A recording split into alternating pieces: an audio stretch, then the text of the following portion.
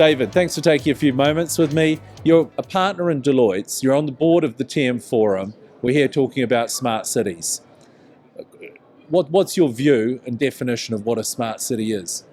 Well, I think in its simplest form, a smart city is basically a city that leverages digital technology to improve the efficiency and effectiveness of how it operates. And whether it's connecting citizens together from an e-health perspective, or better managing transportation through sensors and big data, it's really about leveraging digital technology. And I guess the big question, though, and what's being talked about here, is the how to get there as well. Well, it's interesting. I think there's a lot of discussion about the architecture of smart cities, and you can look at the various departments in a city and their roadmap for applying digital technology. But I think there's a real challenge in terms of the implementation.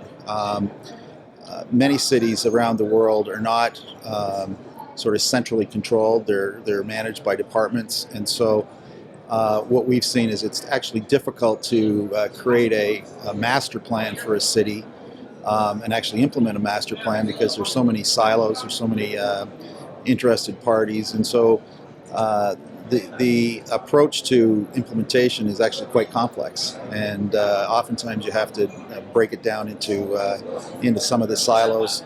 You have to navigate through the political environment, all of which makes it difficult. Another facet that's difficult in the design and implementation of smart cities is the need to sort of have a partnership between the public sector and the private sector, and so there are complexities associated with that. But these are things that we're working through, and I think there's no question that there's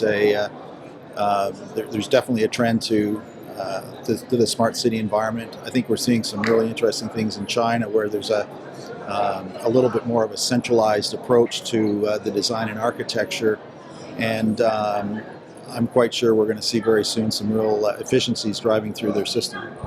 The TM Forum, in fact, has partnered with Yinchuan and ZTE here. Is one of the reasons because they can go very fast in rolling these things out? I think that's absolutely a factor. The other thing that's interesting is, like if we think of Yinchuan, for example, it's a relatively new city, and so they have the advantage of not having to retrofit some of their infrastructure, but rather to design from the beginning in a way that's going to drive efficiencies. And do you see the base things happening here applying to European, North American cities?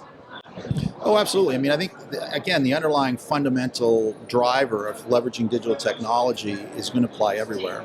And the other thing that I think is interesting is the linkage between the public sector and the private sector. So as we think about smart cities and making cities operate more efficiently and effectively for the population, there's a ripple effect that we're going to see into the private sector in terms of helping drive economic growth and development, which is going to be beneficial. And as we talk to some cities, clearly there's the social side of the social benefit of smart cities, but there's also the economic benefit of smart cities in terms of driving employment, attracting economic growth, new investment into a city, and so there's that aspect as well, which sort of brings together the public side and the private side.